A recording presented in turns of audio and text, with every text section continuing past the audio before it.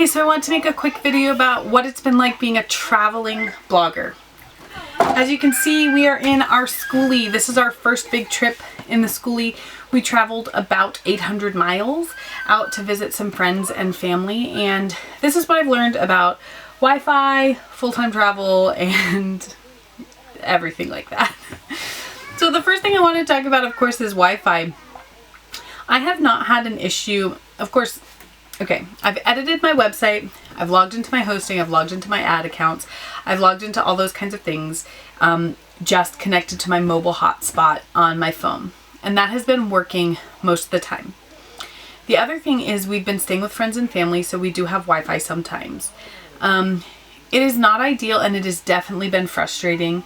If we were going to travel longer term, I would definitely look into something like Nomad Internet or a more dedicated Wi-Fi solution. But just as a documentation of where I am and how things are going, Wi-Fi has been difficult. And the most difficult thing is with Google Docs. So I don't know if any of the rest of you are having this issue, but y'all, I have so many Gmail accounts. Like, I have a lot of Gmail accounts.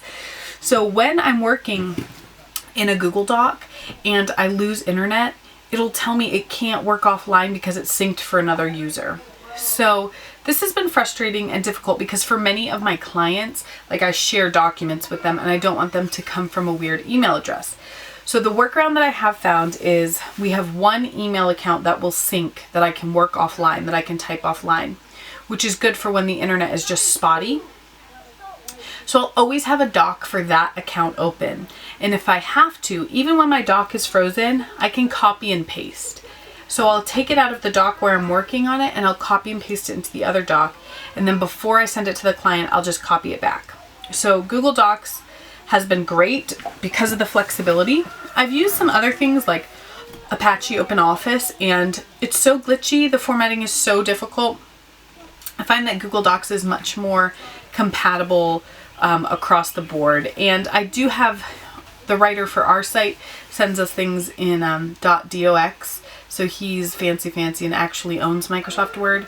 And I do find that the formatting, when I go to edit and work on those, I do find that Google Docs and Microsoft Word do work well together.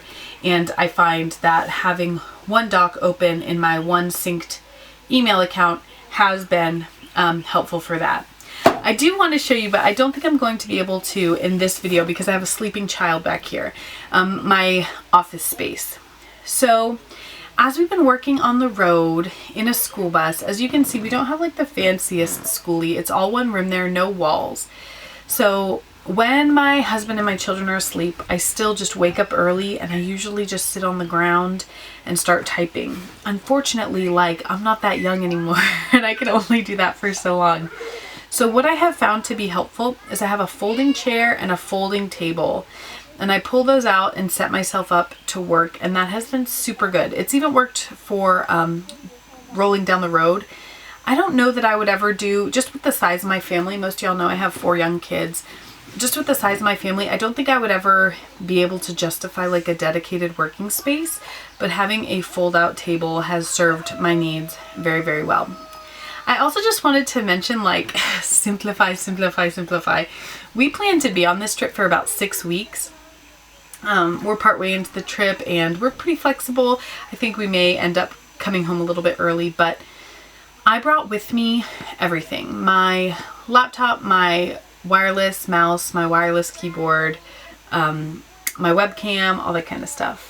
Well, let me tell you what, I have actually had to use the webcam, and that's just because the camera on my laptop has not been working, and I have done a little bit of virtual meetings, and I probably am going to do some more. And my April update, which is probably already out by now, my April update will be filmed share screen, so I'll need my webcam for that. But as far as the keyboard and the mouse, like, y'all, I have not needed to use it. I thought the keyboard would be helpful because I'm just more used to typing on it, but I adjusted to just using the laptop very quickly. So having a solution that you can just pull out and grab and work on has been helpful. When I think about the things that I would like to do differently for our next trip, because we do have a couple other trips planned, The first thing is I need to add some solar power to the bus. You all may not know this about me, but in my marriage, I'm the handy one. I'm the one who builds and wires and does all that kind of stuff. I'm the fixer.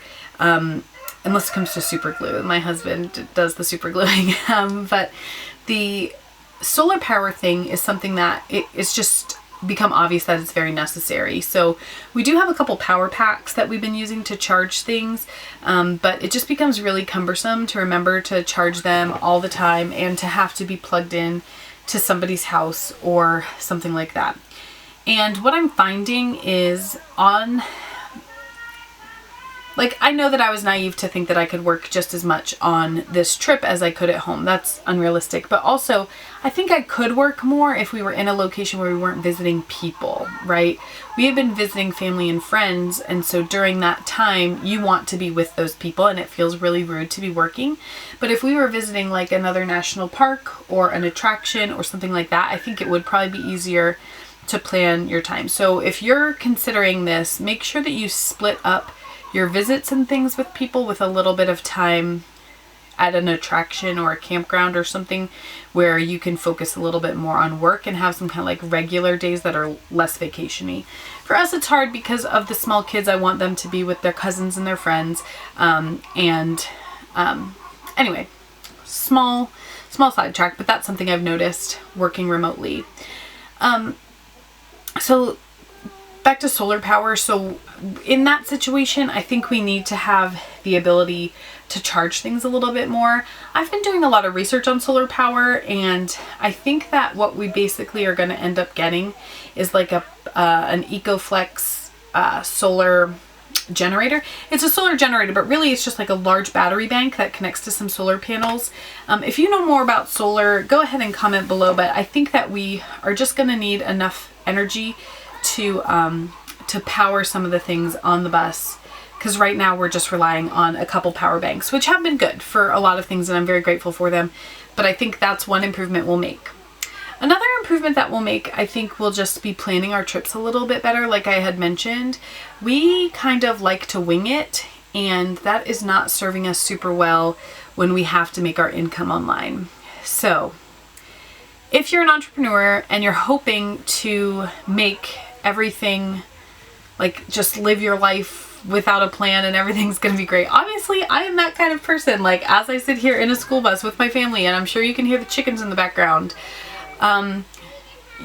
you need to like give yourself grace to learn, but your days are gonna look different. And this is something I've been wrestling with this whole trip, but also this whole website building like journey. Like what are the days gonna look like? And I haven't figured it out. But yep, that is the update on working remotely, what it's been like. And I don't know if I intended it to be helpful or if I just intended it to be a documentation of what's been going on, but this is my first time doing this. This is kind of the goal, right? Is that we can pick up and do whatever we want without a disruption to our income. So I'm trying it, and that's how it's going so far. Thanks so much.